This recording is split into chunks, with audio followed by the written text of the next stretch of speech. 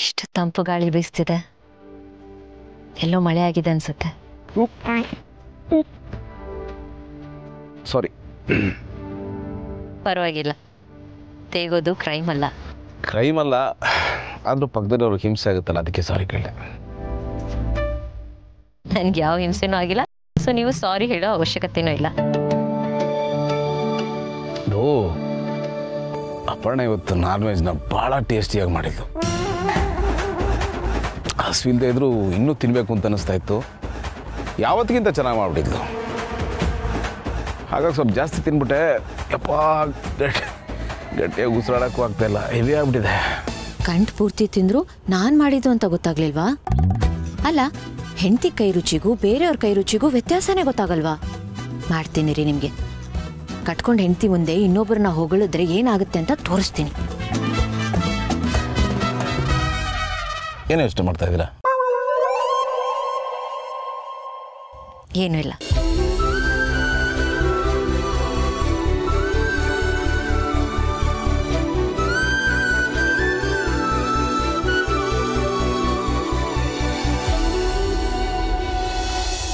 ಇಷ್ಟೇ. ಪ್ಲ್ಯಾನ್ ಮಾಡೋದೇನೋ ಸರಿ, ಆದರೆ ಅದನ್ನು ಹೆಂಗೆ ಜಾರಿಗೆ ತರಬೇಕು ಅಂತಲೂ ಪ್ಲ್ಯಾನ್ ಮಾಡಬೇಕಲ್ವಾ? ನೀನು ಅವಳಿಗೆ ಔಷಧಿ ಕೊಡಬೇಕು ಅಂತ ಹೇಳ್ತಾ ಇರೋದು ಸರಿ, ಅಂದರೆ ಕೊಡೋರು ಯಾರು? ಅದೆಲ್ಲ ಗಾದೆ ಇದೆಯಲ್ಲ, ಬೆಕ್ಕಿನ ಕೊರಳಿಗೆ ಕಟ್ಟೋರು ಯಾರು? ನಾನು ಈ ಮಾತನ್ನು ಯಾಕೆ ಹೇಳ್ತಾ ಇದ್ದೀನಿ ಅಂದರೆ, ನೀನು ಏನಾದರೂ ಕೊಟ್ಟರೆ ಅವಳು ತಿನ್ನೋದು ಬಿಡು, ಮೂಸಿ ಕೂಡ ನೋಡಲ್ಲ. ನಾನು ಕೊಟ್ಟರು ಮೂಸಲ್ಲ, ಯಾರು ಕೊಟ್ಟರು ಮೂಸಲ್ಲ. ಅಲ್ಲ, ಮಲ್ಲಿ ಕೊಡೋ ಆಹಾರನೇ ಟೆಸ್ಟ್ ಮಾಡಿಸಿ ಕೊಡೋ ಅವಳು ವಿಚಾರದಲ್ಲಿ ಇನ್ನೆಷ್ಟು ಹುಷಾರಾಗಿರಬೇಡ. ಜಿಂಕೆ ಬೇಟೆ ಆಡೋದಕ್ಕೂ ಹುಲಿ ಬೇಟೆ ಆಡೋದಕ್ಕೂ ತುಂಬ ವ್ಯತ್ಯಾಸ ಇದೆ ಸಿಷ್ಟೆ. ಸಿಷ್ಟೆ, ಬೇಟೆ ಆಡೋಕ್ಕೆ ಹೋಗೋದಾದರೆ ಅದಕ್ಕೆ ತಕ್ಕ ತಯಾರಿನೂ ಇರಬೇಕಲ್ಲ. ಇಲ್ಲಾಂದರೆ ಬೇಟೆ ಆಡೋಕ್ಕೆ ಹೋದವರೆ ಅದಕ್ಕೆ ಬಲಿಯಾದ ಸಾಧ್ಯತೆಗಳೇ ಜಾಸ್ತಿ ಅಲ್ಲ. ಆ ಔಷಧಿನ ಅವಳಿಗೆ ಹೇಗೆ ತಿನ್ನಿಸ್ಬೇಕು ಅಂತಿದೆಯಾ? ಇಲ್ಲಿ ಅವಳು ಯಾರನ್ನೇ ನಂಬದೇ ಇದ್ರು ಅವಳ ಅಪ್ಪ ಅಮ್ಮನ್ನ ನಂಬ್ತಾಳಲ್ವಾ?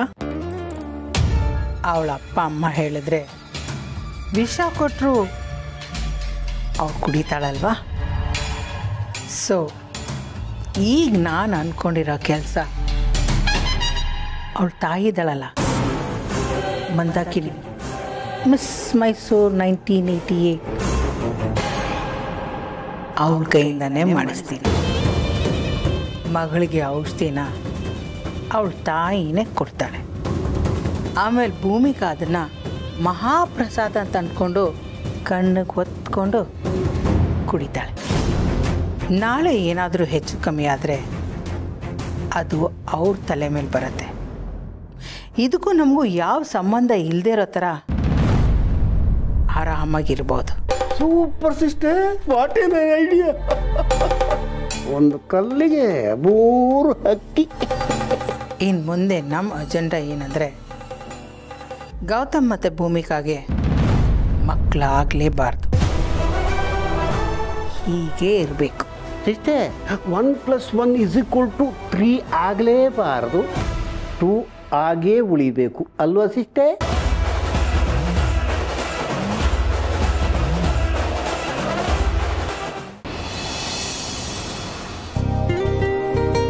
ಅಣ್ಣ, ಅಪ್ಪಿ ಬಾಯಿಲಿ.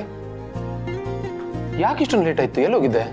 ಅದು ಆನಂದ್ ಬ್ರದರ್ ಇದಾರಲ್ಲ, ಅವರು ಅಕ್ಕ ಭಾವನ್ಗೆ ಅಂತ ಪಾರ್ಟಿ ಅರೇಂಜ್ ಮಾಡಿದ್ರು. ಸೊ ಅಕ್ಕ ನನ್ನನ್ನು ಅಲ್ಲಿಗೆ ಇನ್ವೈಟ್ ಮಾಡಿದ್ಲು. ಅದೇನೇ ಇರ್ಲಿ, ಆದ್ರೂ ಬೇಗ ಬರ್ಬೇಕು ತಾನೆ. ಮಳೆ ಬರೋ ಹಾಗಿದೆ. ಮಳೆಲಿ ಸಿಕ್ಕಾಕೊಂಡ್ರೆ ಏನ್ ಮಾಡ್ತಿದ್ದೆ? ಇಟ್ಸ್ ಓಕೆ ಜೀವ, ನೀನು ಒಳ್ಳೆ ವಯಸ್ಸಾಗಿರೋ ಅಂಕಲ್ ತರ ಕುತ್ಕೊಂಡು ಎನ್ಕ್ವೈರಿ ಮಾಡ್ತಿದ್ಯಾ. ಅವಳೇನು ಚಿಕ್ಕ ಮಗುನ, ಅವಳಿಗೆ ಮನೆಗೆ ಬರೋದಕ್ಕೆ ದಾರಿ ಗೊತ್ತಿದೆ. ಅದಂಗಲ್ಲ ಮಹಿಮಾ, ನನ್ನ ಮಗಂಗೆ ಅವ್ರ ಅಪ್ಪನ ಚಾಳಿ ಬಂದ್ಬಿಟ್ಟಿದೆ. ನಾಳೆ ಅವ್ರ ಜಾಗನ ಯಾರಾದ್ರೂ ತುಂಬಬೇಕಲ್ಲ, ಅದಕ್ಕೆ ಅಣ್ಣ ಅವರು ಅಂಕಲ್ ಆಗ್ತಾ ಇದ್ದಾರೆ. ಮೇಷ್ಟ್ರ ಜೊತೆ ಇದ್ದು ಅಂಕಲ್ಗೂ ಮೇಷ್ಟ್ರ ಬುದ್ಧಿನೇ ಬಂದ್ಬಿಟ್ಟಿದೆ. ನಾನೇನು ಅಂಕಲ್ ಅಲ್ಲ, ಇನ್ನು ಯಂಗ್ ಬಾಯ್. ಅದನ್ನ ನೀನ್ ಹೇಳ್ಕೋಬೇಕು ಅಷ್ಟೇ. ಮದ್ವೆ ಆದ್ಮೇಲೆ ಮುಗೀತು, ಎಲ್ರೂ ಅಂಕಲ್ಸೆ. ಹಾಗಿದ್ರೆ ನೀನು ಆಂಟಿನಾ? ಅದಕ್ಕೆ ಹೇಳೋದು, ಡೈಲಾಗ್ ಹೇಳ್ಬೇಕಾದ್ರೆ ಯೋಚನೆ ಮಾಡಿ ಹೇಳ್ಬೇಕು, ಇಲ್ಲಾಂದ್ರೆ ನಾವೇ ಸಿಕ್ಕಾಕೋತೀವಿ. ಸರಿ, ನಂಗೆ ನಿದ್ದೆ ಬರ್ತಾ ಇದೆ, ನಾನು ಹೋಗಿ ಮಲ್ಕೊಳ್ತೀನಿ. Good night. Good night uncle. ಲೇಟಾಗಿ ಬರೋದಲ್ದ ಮತ್ತೆ ಬರ. Good night. ಮಾತಾಡ್ಬೇಕು, ನಂಗೂ ನಿನ್ನ ಹತ್ರ ತುಂಬಾ ಹೇಳ್ಬೇಕು. ನಿಮ್ಮ ಅಕ್ಕ ಬಾವ ಹೇಗಿದ್ದಾರೆ? ಅವ್ರ ಬಗ್ಗೆ ಏನ್ ಕೇಳ್ತೀಯ ಅಮ್ಮ, ಚೆನ್ನಾಗಿದ್ದಾರೆ. ಅವರಿಬ್ರು ಮತ್ತೆ ಇರೋ ಕೆಮಿಸ್ಟ್ರಿ ನೋಡ್ತಾ ಇದ್ರೆ ಎಷ್ಟು ಖುಷಿ ಆಗುತ್ತೆ ಗೊತ್ತಾ ಅಮ್ಮ. ಮೊದ್ಲೆಲ್ಲ ಅವ್ರು ಹೀಗಿರ್ಲೇ ಇಲ್ಲ, ಲೈಕ್ ಟಿಪಿಕಲ್ ಗಂಡ ಹೆಂಡತಿ ತರ ಇದ್ರು. ಬಟ್ ಇವಾಗ ಎಷ್ಟೋ ವರ್ಷದಿಂದ ಲವ್ ಮಾಡಿ ಮನೆಯವ್ರನ್ನೆಲ್ಲ ಒಪ್ಸಿ ಮದುವೆ ಆಗಿರೋ ತರ ಕಾಣಿಸ್ತಾರೆ. ಜೊತೆಯಾಗಿ ಖುಷಿಯಾಗಿ ರೊಮ್ಯಾಂಟಿಕ್ ಆಗಿ ಟಚ್ಡ್ ಫುಲ್ ಡೆವಲಪ್ಮೆಂಟ್ ಅಮ್ಮ. ನಿಜವಾಗ್ಲೂ? ಹೌದೇನೆ. ಅವರಿಬ್ಬರ ಮಧ್ಯೆ ಅಷ್ಟು ಹೊಂದಾಣಿಕೆ ಆಗಿದ್ಯಾ? ಈಗಲೇ ಅಪ್ಡೇಟ್ ಏನು ಅಂತ ಭೂಮಿಗೆ ಫೋನ್ ಮಾಡಿ ಕೇಳಬೇಕು. ನನ್ನ ಫೋನಲ್ಲಿ. ಅಯ್ಯೋ ಅಮ್ಮ, ಒಂದ್ ನಿಮಿಷ. ಅವ್ರಿನ್ನೂ ಆ ಪಾರ್ಟಿನಲ್ಲೇ ಇದ್ದಾರೆ, ಎಂಜಾಯ್ ಮಾಡ್ತಾ ಇದ್ದಾರೆ ಪಾರ್ಟಿನ. ಅವರಿಬ್ರು ಜೊತೆಗಿರ್ಬೇಕಲ್ವಾ, ಸ್ವಲ್ಪ ಟೈಮ್ ಸ್ಪೆಂಡ್ ಮಾಡ್ಬೇಕಲ್ವಾ. ಸೊ ನಿನ್ನ ಈ ಎಕ್ಸೈಟ್ಮೆಂಟ್ನ ಖುಷಿನ ಸ್ವಲ್ಪ ಕಂಟ್ರೋಲ್ ಮಾಡ್ಕೊ. ಬೆಳಿಗ್ಗೆ ಎದ್ದಿದ ತಕ್ಷಣನೇ ಅಕ್ಕಂಗೆ ಫೋನ್ ಮಾಡಿಬಿಡು, ಅವಳೆಲ್ಲೋ ಓಡೋಗಲ್ಲ. ಸರಿ, ನೀನು ಹೇಳ್ದಂಗೆ ಬೆಳಗ್ಗೆಗೆ ಫೋನ್ ಮಾಡ್ತೀನಿ. ಆದರೆ ದೇವ್ರಿಗೊಂದು ಥ್ಯಾಂಕ್ಸ್ ಆದರೂ ಹೇಳ್ಬಿಡ್ತೀನಿ. ಖುಷಿ. ಅಪ್ಪ ಭಗವಂತ, ಈಗಲಾದರೂ ನನ್ನ ಮಗಳ ಮೇಲೆ ಕರುಣೆ ತೋರಿಸಿದ್ಯಲ್ಲ. ನನ್ನಪ್ಪ ಯಾವಾಗಲೂ ಅವರಿಬ್ಬರನ್ನ ಹೀಗೆ ಸಂತೋಷವಾಗಿಡು ಭಗವಂತ. Thank you, thank you.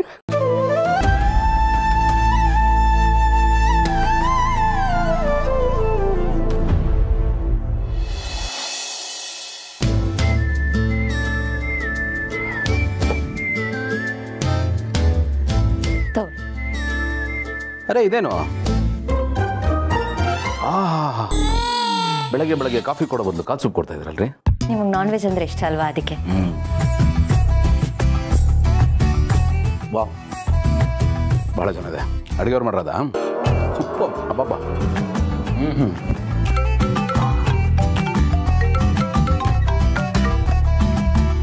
ಅಮ್ಮ ಗುಡ್ ಮಾರ್ನಿಂಗ್. ಹೇಳು.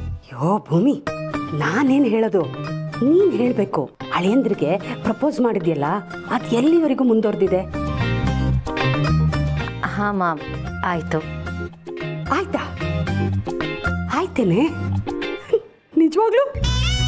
ಅಲ್ಲ ಕಂದ, ನಂಗೆ ಫೋನ್ ಮಾಡಿ ನೀನೆಲ್ಲವನ್ನು ಹೇಳೋದು ಬಿಟ್ಬಿಟ್ಟು ಇದೇನೇ ಚಿನ್ನ ಫೋನೇ ಮಾಡಿಲ್ಲ ನೀನು? ಅಮ್ಮ ಅದು ಅಯ್ಯೋ, ಅದು ಹಾಗಿರ್ಲಿ ಬಿಡು. ಈಗ ಅವ್ರಿಗೆ ಏನೆಲ್ಲ ಹೇಳಿದೆ? ಹೇಳುವಾಗ ಯಾವ ರೀತಿ ಹೇಳಿದೆ? ಅಂದರೆ ಯಾವ ಪದಗಳನ್ನ ಯೂಸ್ ಮಾಡಿದೆ? ಪುಟ್ಟಿ, ನಂಗೆ ಕಂಪ್ಲೀಟ್ ಸ್ಕ್ರೀನ್ ಪ್ಲೇ ಹೇಳು, ಏನಾಯ್ತು ಅಂತ. ಅಮ್ಮ ಆಯಿತು ಅನ್ನಲ್ಲ, ಅದಷ್ಟೇ. ಏನೇ ಅದು ಆಯಿತು ಅಂದರೆ? ನಂಗೆ ಕರೆಕ್ಟಾಗಿ ಹೇಳು, ಏನೇನಾಯಿತು ಅಂತ. ಅಮ್ಮ ಅದು ಓಕೆ, ಮರ್ತೇ ಬಿಟ್ಟೆ ಕೇಳೋದು. ಪಕ್ಕದಲ್ಲಿ ಅಳಿಯಂದ್ರಿದಾರಾ? ಹಾಂ, ಅದಕ್ಕೆ ನನ್ನ ಪುಟ್ಟಿಗೆ ಬಾಯೇ ಬರ್ತಾ ಇಲ್ಲ. ಅವ್ರ ಮುಂದೆ ಇದನ್ನೆಲ್ಲ ಹೇಳಕ್ ನಾಚಿಕೆನಾ? ಸರಿ, ಹಾಗಾದ್ರೆ ಸದ್ಯದಲ್ಲೇ ಬೇಗ ಮನೆಗೆ ಬಾ. ಅದ್ರ ಬಗ್ಗೆ ನಾನು ನೀನು ಕುತ್ಕೊಂಡು ಡೀಟೇಲಾಗಿ ಮಾತಾಡೋಣ, ಓಕೆನಾ? ಅಮ್ಮ ಆಯಿತು ಅನ್ನಲ್ಲ, ಅದಷ್ಟೇ. ಅದು ಒಂದು ನಿಮಿಷ ಇರಮ್ಮ, ಟೈಮ್ ಆಗ್ತಾಯಿದೆ. ಟಿಫನ್ ಹೋಗೋಣ ಬನ್ನಿ. ಹಾಂ, ನೀವು ಹೋಗಿರಿ, ನಾನು ಬರ್ತೀನಿ. ಓಕೆ, ಮತ್ತೆ ಅಲ್ವಾ? ಹಾಂ ನಾನು ಕೇಳ್ದಿದ್ದೀನಿ. ಓಕೆ. ಯಾಬಾ, ಏನು ನಿಂದು? ಹಾಂ, ಮಗಳ ಹತ್ರ ಮಾತಾಡೋ ವಿಷಯನ ಇದೆಲ್ಲ? ಹಾಂ, ಯಾವಾಗಲೂ ನಿಂದಿದೆ ಆಯಿತು. ಅಲ್ಲ ಕಣೆ, ನಾನಿನ್ನ ಕೇಳಬಾರ್ದನ್ನು ಕೇಳ್ಬಿಟ್ಟೆ. ಅಯ್ಯೋ, ನೀನು ಕೇಳೋದೇ ಕೇಳಬಾರ್ದನ್ನ. ನೀನು ಸುಮ್ಮನೆ ಫೋನ್ ಇಡು, ನಾನು ಹೋಗಿ ತಿಂಡಿ ಬಡಿಸ್ಬೇಕು. ಅಲ್ವೇ ಭೂಮಿ? ಭೂಮಿ ಹುಡುಗಿ, ಸದ್ಯ ಎಲ್ಲ ಆಯ್ತು ಅಂದಲ್ಲ, ಅಷ್ಟು ಸಾಕು. ಏನಿದೆ? ಇಡ್ಲಿ, ಚಿಕನ್ ಗ್ರೇವಿ, ಚಿಕನ್ ಕಬಾಬ್, ಚಿಲ್ಲಿ ಚಿಕನ್, ಚಿಕನ್ ಫ್ರೈ. ಏನಿದು ಎಲ್ಲ ಚಿಕನ್ ಮಯ ಮಾಡಿಟ್ಬಿಟ್ಟಿದ್ದಾರೆ? ನಿಮಗೆ ಚಿಕನ್ ಅಂದರೆ ತುಂಬ ಇಷ್ಟ ಅಲ್ವಾ, ಅದಕ್ಕೆ. ಆದರೂ ಬೆಳಗ್ಗೆ ಇಷ್ಟೊಂದು ಚಿಕನ್ನು ಪರವಾಗಿಲ್ಲ ಬಿಡಿ, ತಿಂದ್ರಾಯ್ತು. ಇಲ್ಲಿ ಒಂದೇ ಹಾಕಿ ಸಾಕು, ಚಿಕನ್ ಜಾಸ್ತಿ ತಿಂತೀನಿ. ಹಾಂ. ಆಹಾ.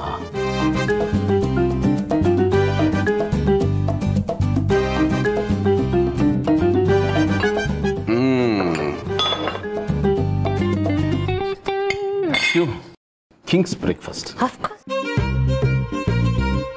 ಓಕೆ, ಇಲ್ಲಿಂದ ಶುರು ಮಾಡಲಿ. Okay, chicken gravy.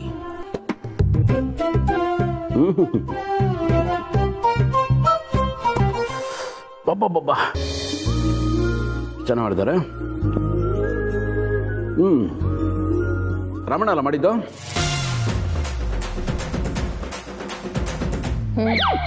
ಬಾಬಾ ತುಂಬ ಚೆನ್ನಾಗಿ ಮಾಡ್ತಾರೆ. ಬಟ್ ಏನೋ ಒಂದು ಸಣ್ಣ ಚೇಂಜ್ ಇದೆ. ಓ, ಚೇಂಜು ಇಟ್ಸ್ ಮ್ಯಾಜಿಕಲ್. ಬಾಬಾ, ರಾಮಣ್ಣ ಮಾಡಿರೋದಕ್ಕೂ ಭೂಮಿಕಾ ಮಾಡಿರೋದಕ್ಕೂ ವ್ಯತ್ಯಾಸನೇ ಗೊತ್ತಾಗ್ತಿಲ್ವಾ ನಿಮಗೆ? ಎಲ್ಲಿ ರಾಮಣ್ಣ ಮಲ್ಲ ಇಷ್ಟು ಚೆನ್ನಾಗಿ ಅಡುಗೆ ಮಾಡಿಬಿಟ್ಟು ಥ್ಯಾಂಕ್ಸ್ ಹೇಳೋಣ ಅಂದ್ರೆ ಆ ವ್ಯಕ್ತಿನೇ ಕಾಣಿಸ್ತಾ ಇಲ್ವಲ್ಲ.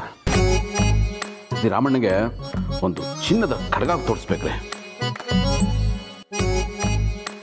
ಇನ್ನೇನು ಮಾಡಿದ್ದೆ, ಇವತ್ತು ಮಾಡಿದ್ದೀನಿ, ರುಚಿನೇ ಗೊತ್ತಾಗ್ತಿಲ್ವಾ ನಿಮಗೆ? ಸೂಪರ್. ಮಧ್ಯಾಹ್ನ ಕ್ಯಾರಿಯರ್ ಕಳಿಸ್ತೀನಿ, ಆಚೆ ಊಟ ಮಾಡಬೇಡಿ. ಖಂಡಿತ.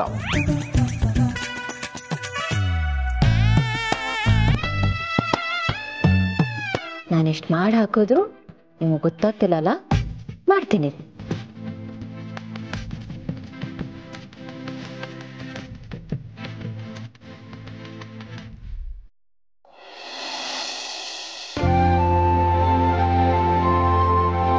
ಏನಜ್ಜಿ ಎಲ್ಲರನ್ನೂ ಬರ ಕೇಳ್ಬಿಟ್ಟಿದ್ದೀರಾ? ಏನು ವಿಷಯ?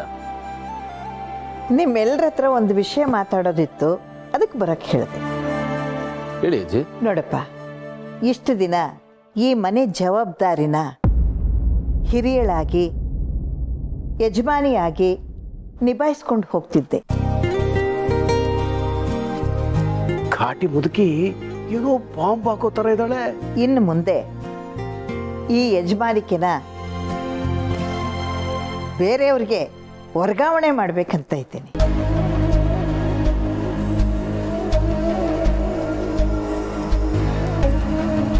ಇಷ್ಟೇ ಹೊಡೆದಿಯಲ್ಲ ಲಾಟ್ರಿ.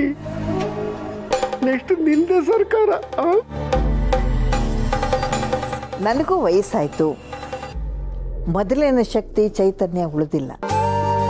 ಅದಕ್ಕೆ ನನ್ನ ತಲೆ ಮೇಲಿರೋ ಜವಾಬ್ದಾರಿನ ಇಳಿಸಿ ನೆಮ್ಮದಿಯಾಗಿ ಕಣ್ಣು ಮುಚ್ಕೋಬೇಕು ಅಂತ ಮಾಡಿದೆ. ಅಜ್ಜಿ, ಯಾಕೆ ಹೀಗೆಲ್ಲ ಮಾತಾಡಿ ಮನಸ್ಸಿಗೆ ನೋವು ಕೊಡ್ತೀರಾ? ನೀವೇ ಇದೆಲ್ಲ ನೋಡ್ಕೋಬೇಕಜ್ಜಿ. ನೀವು ಇನ್ನೂ ತುಂಬ ವರ್ಷ ನಮ್ಮ ಜೊತೆಗಿರಬೇಕು. ನಮ್ಗೆಲ್ಲರಿಗೂ ನಿಮ್ಮ ಅಗತ್ಯ ಇದೆ. ಹೌದಪ್ಪ, ಎಲ್ಲರೂ ಬೇಕು, ಎಲ್ಲರೂ ನಮ್ಮ ಜೊತೆನಲ್ಲಿ ಇರಬೇಕು ಅಂತ ನಾವು ಅನ್ಕೋತೀವಿ. ಆದರೆ ಸಮಯ ಸಾವು ನಮ್ಮ ಕೈಲಿಲ್ವಲ್ಲ. ಸಾವು ಅನ್ನೋದು ನಾವು ಕರೆಯದೇ ಬರೋ ಅತಿಥಿ. ಒಂದು ರೀತಿಲಿ ನಾವು ಹುಟ್ಟುವಾಗಲೇ ನಮ್ಮ ಜೊತೆನಲ್ಲೇ ಆ ಸಾವು ಅನ್ನೋದು ಹುಟ್ಟು ಬಂದಿರುತ್ತೆ. ಇಂತಿಂಥ ಸಮಯಕ್ಕೆ ಇಂತಿಂಥದ್ದೇ ಆಗಬೇಕು ಅಂತ ಮೊದಲೇ ನಮ್ಮ ಹಣೆಯಲ್ಲಿ ಬರ್ತಿರುತ್ತಪ್ಪ. ಅದನ್ನು ತಪ್ಪಿಸೋದಕ್ಕೆ ಯಾರಿಂದ ಸಾಧ್ಯ?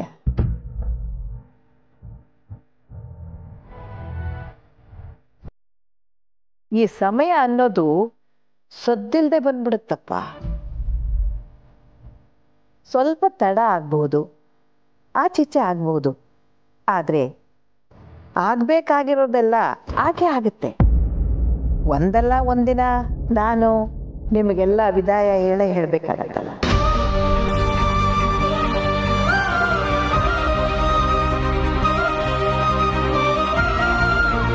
ಅದಕ್ಕೆ ನನ್ನ ಕಾಲ ಮುಗಿಯೋದಕ್ಕಿಂತ ಮುಂಚೆ ನಾನಾದ್ಮೇಲೆ ಯಾರು ಅನ್ನೋದನ್ನ ಆದಷ್ಟು ಬೇಗ ಚುನಾಯಿಸಬೇಕು. ಅದು ನನ್ನ ಜವಾಬ್ದಾರಿ. ಅದಕ್ಕೆ ಈ ಆಲೋಚನೆ ನನ್ನ ಮನಸ್ಸಿನಲ್ಲಿ ಬಂತು ಅಂದ ತಕ್ಷಣ ನಿಮ್ಗೆಲ್ಲರಿಗೂ ತಿಳಿಸ್ಬೇಕಲ್ಲ, ಅದಕ್ಕೆ ಕರೆದೆ. ಒಂದು ಒಳ್ಳೆ ದಿನ ನೋಡಿ ಈ ಮನೆ ಜವಾಬ್ದಾರಿನ ವಹಿಸ್ಕೊಡ್ತೀನಿ. ಅದಕ್ಕೆ ನಿಮ್ಮನ್ನೆಲ್ಲ ಕರೆಸ್ದೆ. ಸರಿ, ನೀವೆಲ್ಲ ನಡೆಯಿರಿ, ನಿಮ್ಮ ಕೆಲಸ ನೋಡ್ಕೊಳ್ಳಿ.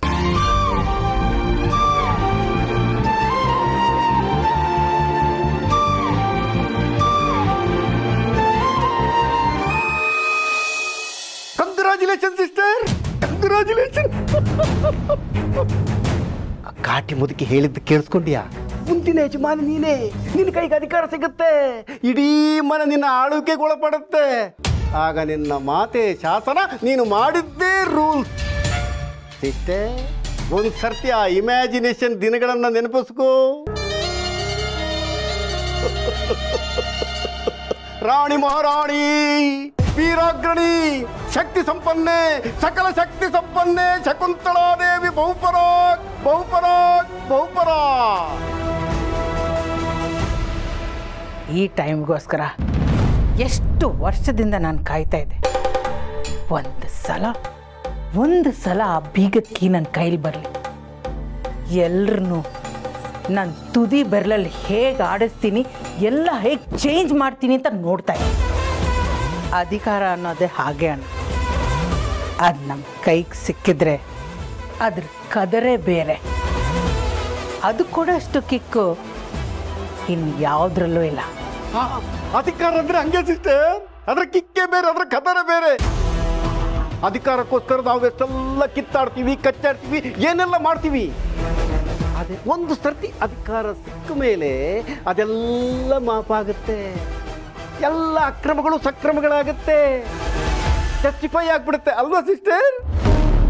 ಅದಕ್ಕೆ ಅಲ್ವಾ ಅಣ್ಣ everything is fair in love and war ಅಂತ ಹೇಳೋದು.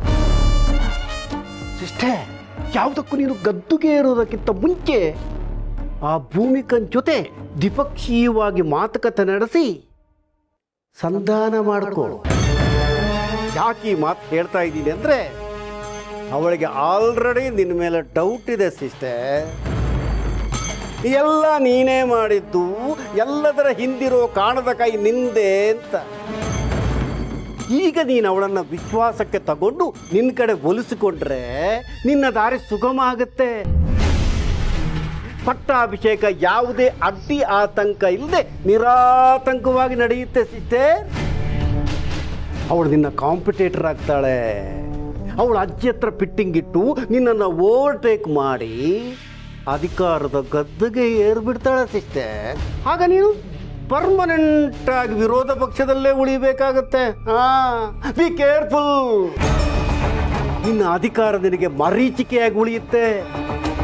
ನಮ್ಮ ಶತ್ರುಗಳನ್ನು ನಾವು ಯಾವತ್ತೂ ಹಗುರವಾಗಿ ತಗೋಬಾರ್ದು. ಯಾಕೆಂದರೆ ನಾವು ಮಕಾಡೆ ಮಲಗಿದ್ರೆ ನಮ್ಮ ಮೇಲೆ ಮಣ್ಣು ಎಳೆಯೋರು ಅವರೇ, ನಮ್ಮ ಸಮಾಧಿ ಮೇಲೆ ಅರಮನೆ ಕಟ್ಬಿಡ್ತಾರೆ. ನೀನು ಹೇಳಿದ ನಿಜ ಅಣ್ಣ, ನೀನು ಹೇಳಿದ ಥರ ಏನಾದರೂ ಒಂದು ಮಾಡ್ತೀನಿ.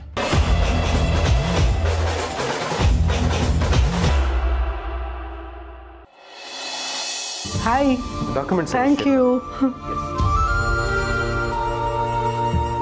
ಯಾ thank you so much. Thank you. Bye. Hello, thank you. ಹೇಳ್ತೀನಿ ನಾನು, I will update you everything. ಏನಿವತ್ತು ಮಹಿಮಾಗೆ ಇಷ್ಟೊಂದು ಕಾಲ್ ಬರ್ತಿದೆಯಲ್ಲ? Thank you. ಬಾಯ್. ಮಹಿ, ಏನಿವತ್ತು ಇಷ್ಟೊಂದು ಕಾಲ್ಸ್ ಬರ್ತಾ ಇದೆ? ಅವಾರ್ಡ್ ಏನಾದರೂ ವಿನ್ ಆದ್ಯಾ? ಇಲ್ಲ. ಅಲ್ವಾ? ಏನಾದರೂ ಬಿಗ್ ಫ್ಯಾಷನ್ ಇವೆಂಟ್ ಸಿಗ್ತಾ? ಅದು ಅಲ್ಲ. ಮತ್ತಿನ್ನೇನು ಬ್ಯಾಕ್ ಟು ಬ್ಯಾಕ್ ಕಾಲ್ ಬರ್ತಾ ಇದೆ, ವಿಶ್ ಮಾಡ್ತಾನೆ ಇದ್ದಾರೆ. ಏನು ಅಂತ ಗೆಸ್ ಮಾಡು ನೋಡೋಣ. ಏನಿರ್ಬೋದು? Hi, thank you. I didn't expect this. Thank you so much. You made my day. Thank you. Thanks a lot.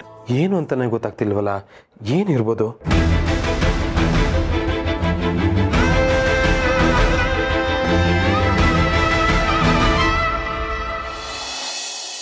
ಅಜ್ಜಿ, ಯಾಕಜ್ಜಿ ಈ ಥರ ಇದ್ದಕ್ಕಿದ್ದಾಗೆ ನಿರ್ಧಾರ ಮಾಡಿದ್ರಿ? ಅದರ ಅಗತ್ಯ ಏನಿದೆ? ನೋಡಿ, ಯಾವತ್ತಿದ್ರೂ ನೀವು ಈ ಮನೆ ಯಜಮಾನಿ, ನೀವೇ ಮುನ್ನಡೆಸ್ಕೊಂಡು ಹೋಗ್ಬೇಕು. ಅದು ನನ್ನ ಆಸೆ. ಹೌದು ಅಜ್ಜಿ.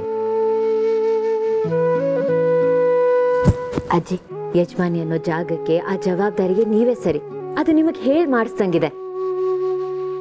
ಎಲ್ರಿಂದಾನೂ ಅದು ಸಾಧ್ಯ ಆಗಲ್ಲ ಅಜ್ಜಿ. ನೀವೇ ಆ ಜಾಗದಲ್ಲಿರಬೇಕು.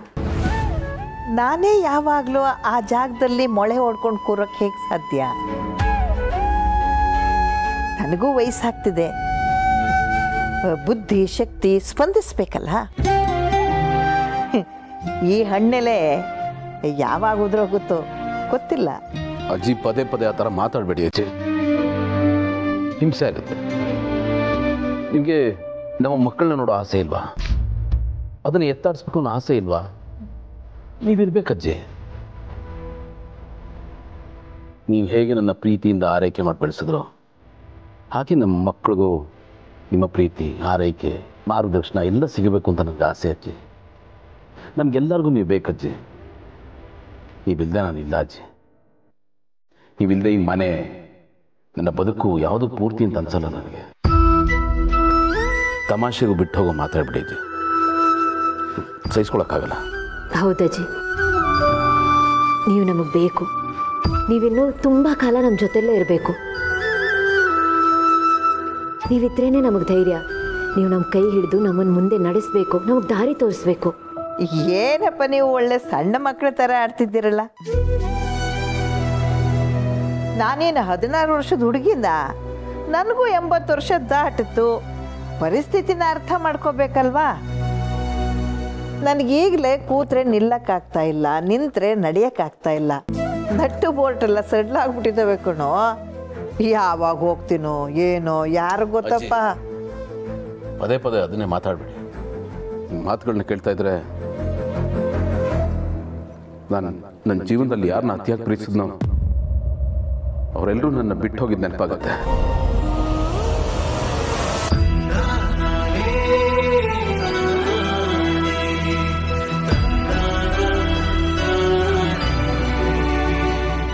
ನನಗೆ ನನ್ನ ತಾಯಿ ಪ್ರೀತಿ ಅಂತೂ ಸಿಗಲಿಲ್ಲ.